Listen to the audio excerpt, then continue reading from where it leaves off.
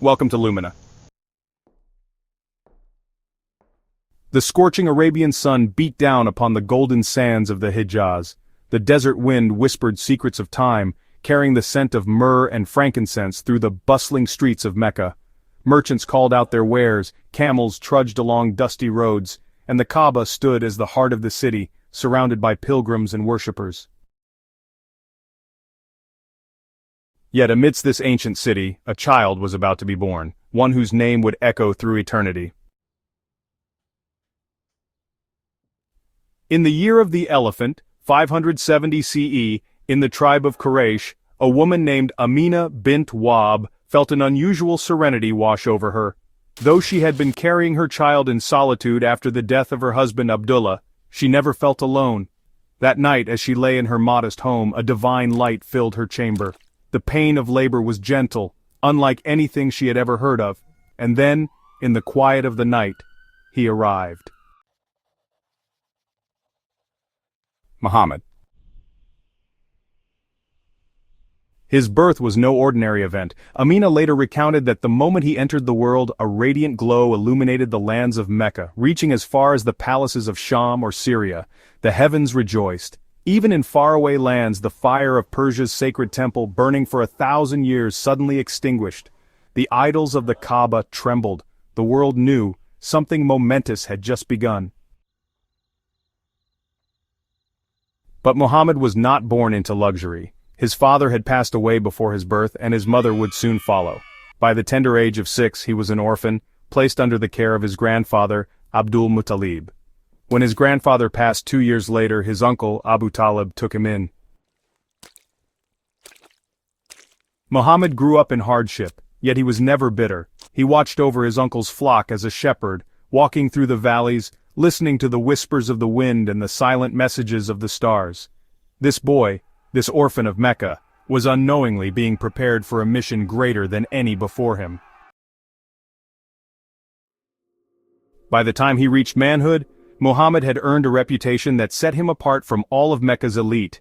In a society where dishonesty was common, he was known as Al-Amin, the trustworthy. Even those who disbelieved in his message decades later would still leave their valuables in his care. His honesty caught the attention of a noblewoman, Khadija bint Khuwaylid, one of the most respected merchants in Mecca. She had heard of this young man's integrity and offered him a business venture. Muhammad accepted, and upon his return from a trade journey to Syria, Khadija's servant, Maysara, told her of his remarkable character. He never cheated, never broke his word, and treated all with kindness. Khadija, though older than Muhammad, saw in him a man unlike any other. She sent a proposal, and soon they were married. Their love was profound, their home filled with warmth. She was his first supporter, his greatest companion, and his eternal comfort. Life was peaceful, but something stirred in Muhammad's heart. The corruption of Mecca, the idols worshipped blindly, and the injustices against the weak troubled him deeply. He began retreating to the cave of Hira, seeking solitude, searching for answers beyond the stars. It was in that lonely cave, high above the city, that destiny unfolded. One night, as Muhammad sat in quiet contemplation, an overwhelming presence filled the cave. A powerful being, Gabriel, stood before him, his voice resonating through the chamber. Jibril, the angel Gabriel, commanded Muhammad, saying, "Read." Muhammad, trembling in response, said, "I cannot read." Once more Jibril urged, "Read," and embraced Muhammad. "I cannot read." "Read in the name of your Lord who created man from a clot. Read, and your Lord is the most generous, who taught by the pen, taught man that which he knew not." The words burned into Muhammad's soul, and he ran down the mountain, his heart pounding. He sought Khadija, his beloved wife, and with a trembling voice he whispered, "Cover me! Cover me!" She held him close, soothing him, never once doubting him, and when he told her of his encounter, she did not hesitate. By Allah, he will never disgrace you. You are good to your kin, you help the needy, you speak the truth, and you stand for justice. She took him to her cousin Waraka ibn Naufal, a Christian scholar who listened carefully and then declared,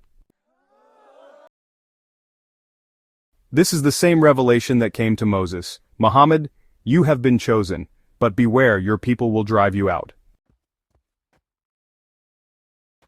And so the greatest journey in history began. For 23 years, Muhammad endured every hardship imaginable. He was mocked, beaten, betrayed, and exiled. He lost his beloved Khadijah, his protector Abu Talib, and even his own children, but never did he waver. When the people of Taif stoned him, he bled until his sandals were soaked with his own blood. And yet, when the angel Jibril offered to crush the city, Muhammad refused. No, perhaps their children will believe. When he conquered Mecca after years of exile, he could have sought vengeance. Instead, he stood before the very people who had tormented him and declared, "I say to you what Joseph said to his brothers, no blame upon you today, you are free." On the 9th of Dhul-Hijjah, in the year 632 CE, Muhammad stood before a crowd of over 100,000 pilgrims on the plains of Arafat. His voice carried across the desert. "O people, listen to my words carefully, for I do not know if I will meet you again after this year. O people, your blood and your wealth are sacred just as this day, this month, and this city are sacred. O people, fear Allah concerning women and treat them well. The best among you is the one who is best to his wife. O people, there is no superiority of an Arab over a non-Arab, nor of a non-Arab over an Arab, nor of a white over a black, except by piety.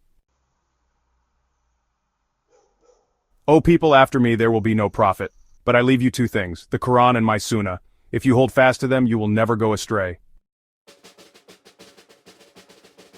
And with that, the final message was delivered.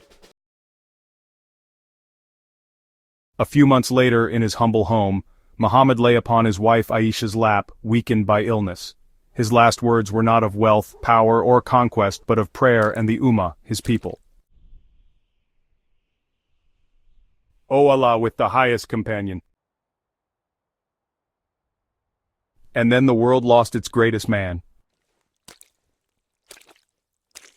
Yet his legacy lives on. Over 1 billion hearts beat with his name, and his light continues to guide the lost, the broken, and the searching.